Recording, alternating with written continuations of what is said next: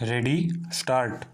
On that analogy, an administrative decision is revocable while a judicial decision is not revocable except in special circumstances. Full stop. Exercise of power of a subordinate legislation will be prospective and cannot be retrospective unless the statute authorizes such an exercise expressly or by necessary implication. Full stop. The principle laid down in section 21 is of general application. Full stop. The power to rescind mentioned in section 21 is without limitations or conditions. Full stop. It is not a power so limited as to be exercised only once. Full stop. The power can be exercised from time to time having regard to the exigency of time. Full stop. When by a central act, power is given to the state government to give some relief by way of concession and or rebate to newly established industrial units by a notification, the same can be curtailed and or withdrawn by issuing another notification under the same provision, and such exercise of power cannot be faulted on the ground of promissory estoppel. Full stop. The purpose of the General Clauses Act is to place in one single statute different provisions as regards interpretations of words and legal principles which would otherwise have to be specified separately in many different acts and regulations. Full stop.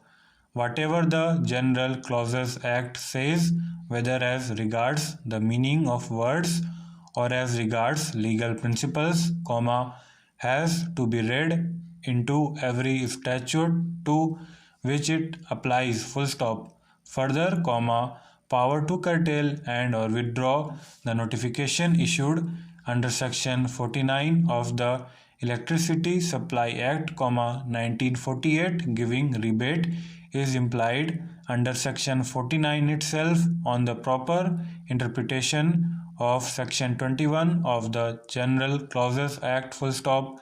Therefore, power to curtail and or withdraw the notification issued under section 49 of the Electricity Supply Act, 1948, granting certain benefits was available to the respondents. Full stop.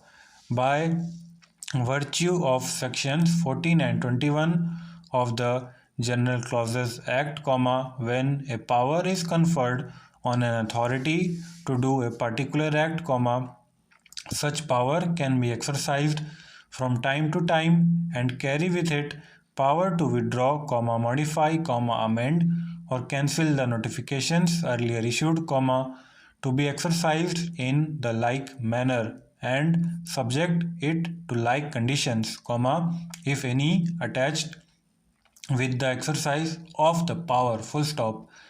It would be too narrow a view to accept that chargeability once fixed cannot be altered. Full stop. Since the charging provisions in the Electricity Supply Act, 1948 is subject to the state government's power to issue notification under section 49 of the Act granting rebate, the state government, in view of section 21 of the General Clauses Act, can always withdraw, rescind, add to or modify an exemption notification. Full stop. No industry can claim as of right that the government should exercise its power under section 49 and offer rebate, and it is for the government to decide whether the conditions are such that rebate should be granted or not. Full stop.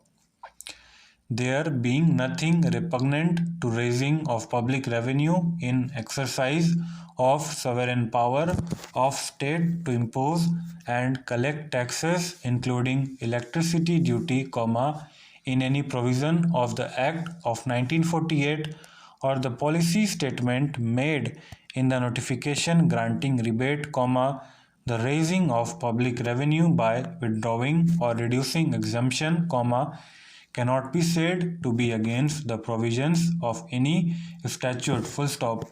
Noticeably, the new industrial units, which were being established in the hill areas, could not have compelled the government to exercise power under Section 49 of the Act of 1948 in their favor, for grant of rebate, concession in electricity tariff, full stop. Powers under Section 49 normally would be exercised by the state government for industrial growth of an area and to generate employment opportunities for those who are residing in the area, full stop.